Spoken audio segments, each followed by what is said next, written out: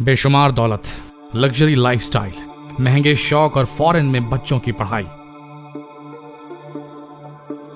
हर साल 10 करोड़ से ऊपर की कमाई, 10 करोड़ का सालाना टर्नओवर, करोड़ों की बेनामी संपत्ति, दुबई में घर। यह लाइफस्टाइल थी विकास दुबे की। सोचने वाली बात यह है कि आखिर एक मामूली सा गुंडा विकास दुबे कैसे इतनी आलीशान जिंदगी जीता था और आखिर कहां से लाता था वो इतने सारे पैसे।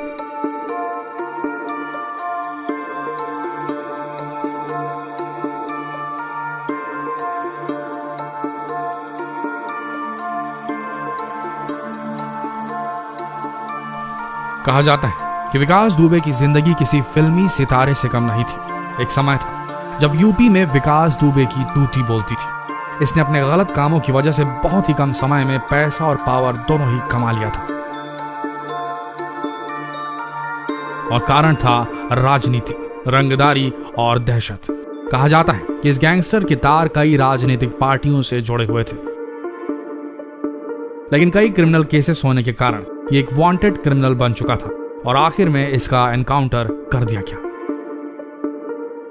और एनकाउंटर के बाद जब इसकी संपत्ति का आकलन किया गया तब सबके होश उड़ गए, क्योंकि विकास दुबे की संपत्ति 100 करोड़ रुपए से भी अधिक थी।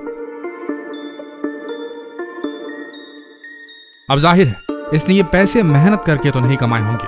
विकास दुबे ने सारी संपत्ति लोगों को डराकर धमकाकर कमाई थी और इसमें उसका साथ दिया था पॉलिटिक्स ने। विकास ने अपनी दहशत और राजनीति के पायदान में खड़े होकर करोड़ों अरबों की संपत्ति अर्जित कर ली थी और अभी बहुत कुछ बाहर आना बाकी। आइए जानते हैं कि इस गैंगस्टर का गुप्त खजाना कितना था और वो किस तरह से कमाता था ये पैसे। वैसे तो इस गैंगस्टर की मौत के बाद कई राज दफन हो गए, लेकिन शुरुआती जांच में ही विकास की संपत्ति का आकलन 100 करोड़ तक पहुंच चुका है और ये वाकई में हैरान कर देने वाली बात है। आपको बता दें कि अभी पूरी जांच बाकी है और विकास दुबे की जिंदगी के कई पन्ने खुलने अभी भी बाकी।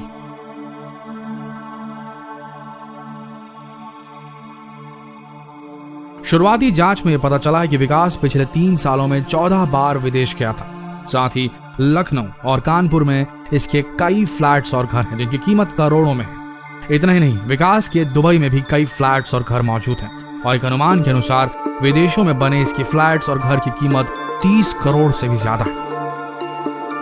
कहा जाता है कि विकास के पास पहले सिर्फ एक छोटा सा घर और कुछ 5 बीघा जमीन हुआ करती थी, लेकिन जब उसकी दहशत की आंधी चली तो कई संपत्तियां उसके नाम हो गई। उसने अपनी गुंडागर्दी से रंगदारी चालू की और धीरे धीरे वो एक जाना माना गुंडा बन गया।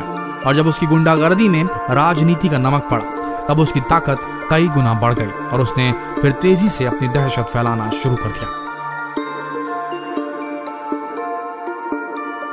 विकास ने अपने इलाके में डर और दहशत की बदौलत कई संपत्तियों पर कब्जा करना और वसूली करना शुरू कर दिया और धीरे धीरे यूपी का कुबेर बन गया। लोग उसके नाम से ही कांपते थे, क्योंकि उसने दहशत का इतना बड़ा साम्राज्य खड़ा कर रखा था कि वो जो चाहता था उसे हथिया लेता था।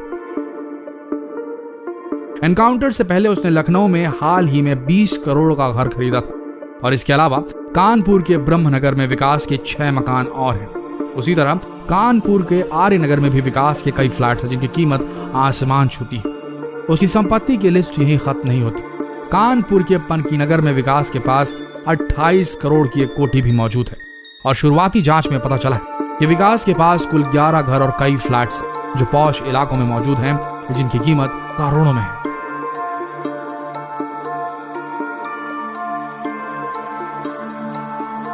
विकास ने यूपी में अपना दबदबा इस तरह से कायम कर रखा था कि वो जिस जमीन पर नजर डालता था वो जमीन उसकी हो जाती थी। यहां तक कि बड़ी बड़ी फैक्ट्रियों के मालिक भी इससे खौफ खाते थे। विकास इन फैक्ट्री मालिकों से लाखों में हफ्ता वसूली किया करता था। कहा जाता है कि विकास लोगों को ब्याज में पैसे दिया करता था। विकास से लोग कभी शादी के लिए और कोई अन्य कारणों से पैसा ब्याज पर लिया करते थे और जब वो लोग पैसा नहीं चुका पाते थे तब विकास उनकी जमीन हथिया लेता था। एनकाउंटर के बाद जब विकास के घर की तलाशी ली गई तब पुलिस को वहां पर कई बेनामी संपत्तियों के कागजात मिले। कागजों से यह अनुमान लगाया जा रहा है कि विकास को हाल ही में 10 करोड़ से ज्यादा की वसूली करनी बाकी थी।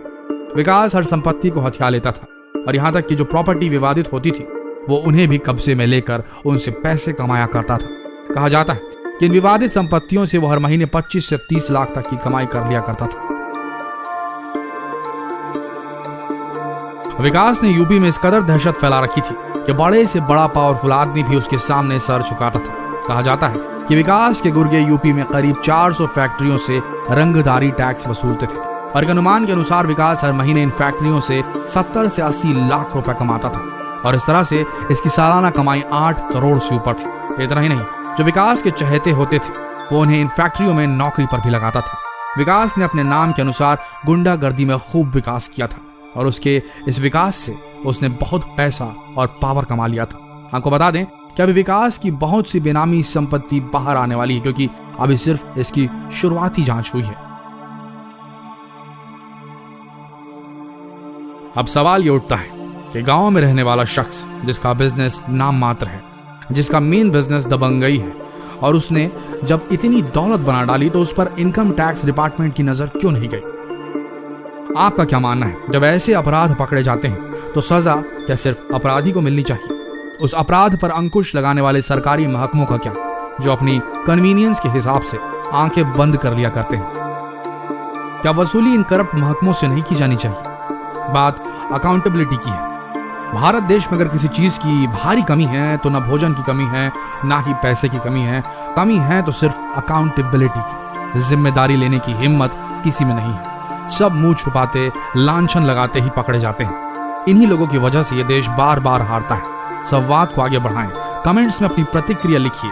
जितना हो सके इस वीडियो संदेश को भारत भर में पहुंचाइए, शेयर करें। ये वीडियो फेसबुक पर, यूट्यूब पर, व्हाट्सएप पर, क्या पता लोगों के अंदर अकाउंटेबिलिटी, जिम्मेदारी लेने की कुव्वत आ जाए। मिलते हैं अगले वीडियो में, तब तक के लिए आप सबका धन्यवाद।